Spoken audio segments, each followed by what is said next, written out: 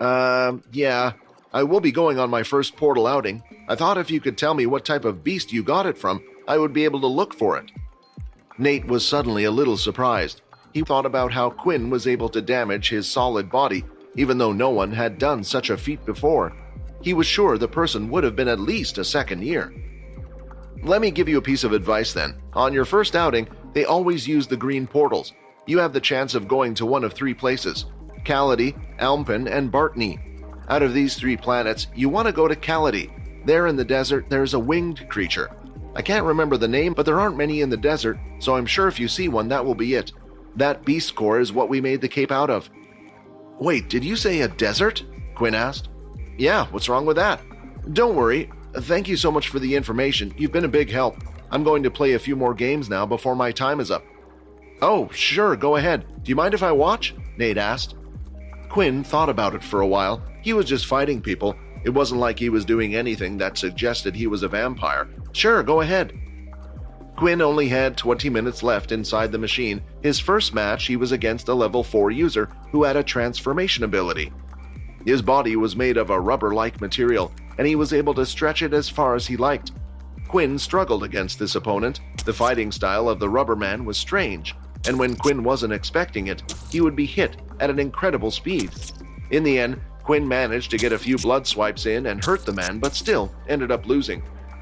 Quinn's time in the game was up, and he had to leave. Nate, after watching Quinn for the whole time, had a strange thought lingering on his mind. Just what was Quinn's ability? After their battle, Nate had decided to check out the ability list to see if there was anything similar, and he could find no such thing. What Quinn didn't realize, though, was that all the opponents he had faced that day were thinking the same thing as Nate.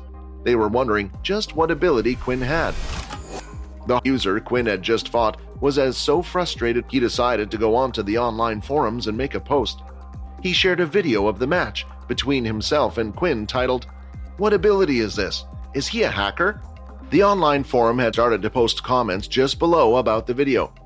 "Yeah, I fought against him too, and he used those red lines on me. I lost in an instant. Is there really an ability like that in the game? It looks like Wind Slash, but why are the lines red?" The video started to ping the creators. One of the admin staff for the game came along and checked the video, but this person wasn't any ordinary admin. Logan Green was the son of the creator of the game and was one of the head coders. He often visited the forum to check for bugs while still attending school. Logan immediately could tell that the video was real. He searched up the two user IDs and then decided to look at the match information.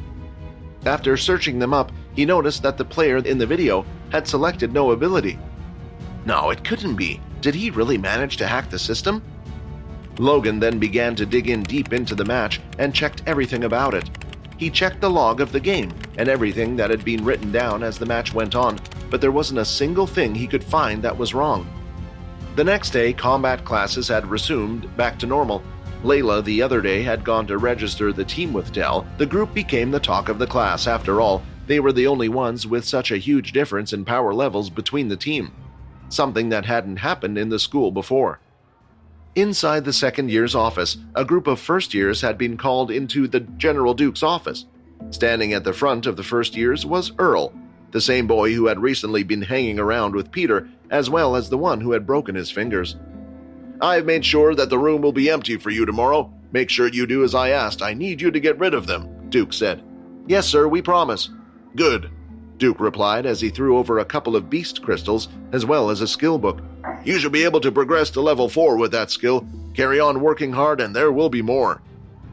The next day after combat classes had ended, Peter had messaged for Vorden and Quinn to come to the training room on the east side. This room was usually off limits to students, since it was also used as a room to store portals. "Did you get Peter's message?" Quinn asked. "Yeah, that's why I'm here. I knew those friends of his were bad news," Vorden said. "Quinn, you stay behind. I can deal with this myself."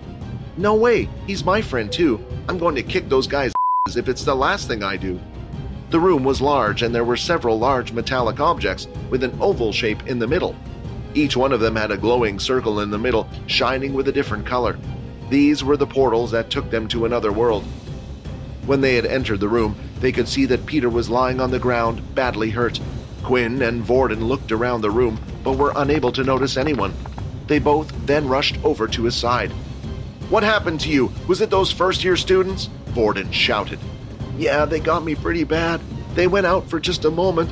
I don't think they're going to come back. All right, let us pick you up, Vorden said as he lifted Peter's hand over his shoulder.